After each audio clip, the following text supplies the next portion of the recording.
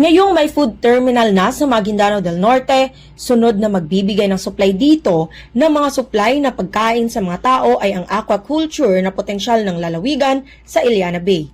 Kasama ang UNDP, Iranon Corridor Municipality sa Maguindanao del Norte at Bangsamoro Government, mamamayagpag ang bangus cage industry sa mga baybayin ng probinsya. Yung ating mga isda ay talagang mostly ay galing yan sa Municipality of Parang, especially in Bongo Island. No? So tinitingnan natin yung possibility na itong ating Bongo Island o itong ating Iliana Bay ay magiging food basket when it comes to the aquaculture projects, no? Yung sinasabi nating fish cage ng bangus, no?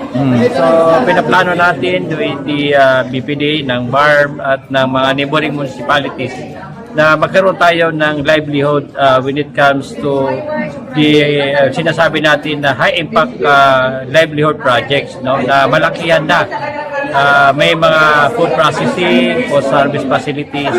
So itong ini-aid natin na makaproduce tayo out of the BARM na proud halal product of the BARM. We anticipate the successful fulfillment of objectives including providing livelihood opportunities of Bangsamoro with this area with aims at supporting the local farmers and fishermen, again elevating food product quality and promoting economic diversification. Okay? At tulad nung nabanggit po ni Mayor Bapacar kanina, hopefully makapag maupuan namin with other mayors yung corridor, especially sa dagat. No?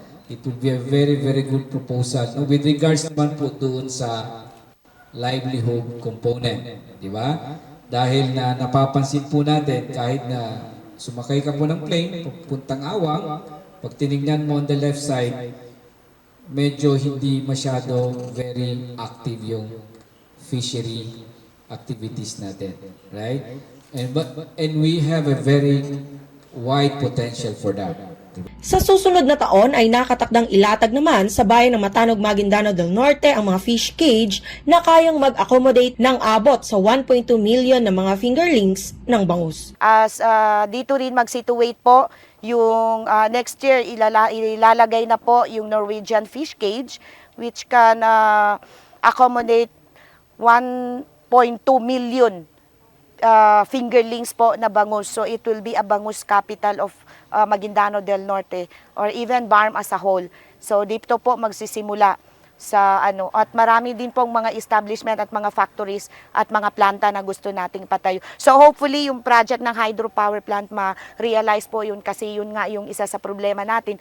As much as gusto natin na mapabilis yung development at yung paglagay ng mga kasi ang naging problema kasi kaya naisip natin itong mga ganitong proyekto dahil usually end user lang tayo palagi. So ngayon gusto natin ipakita, ilabas yung potential natin na tayo lagay yung napoproduce. Sila yung pupunta dito at tayo yung nagmamarket sa kanila. Hindi tayo yung end user lang.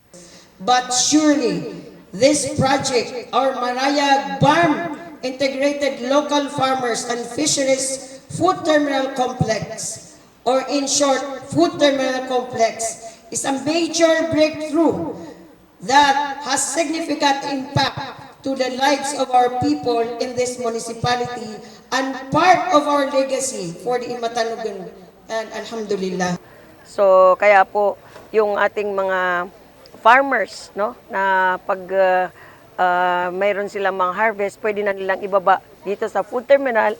Nitong weekend, binuksan ang 70 million pesos na food terminal ng Bangsamoro Government na sponsored project ni Member of Parliament Bayleng Mantawil mula sa Special Development Fund ng rehiyon. Layo nito na matulungan ang mga komunidad at mga mamamayan na magkaroon ng aktibong mga economic enterprises na labis na naapektuhan noon ng mga kaguluhan sa panahon ng all-out war. Tema ng Iranon Corridor, From War Zone to Economic Zone para sa kanilang lalawigan sa Maguindanao del Norte. Mula sa bayan ng Matanog, Maguindanao del Norte kasama si Dave Dalo, ako si Crisbel May Lorenzo para sa Kutang Bato News.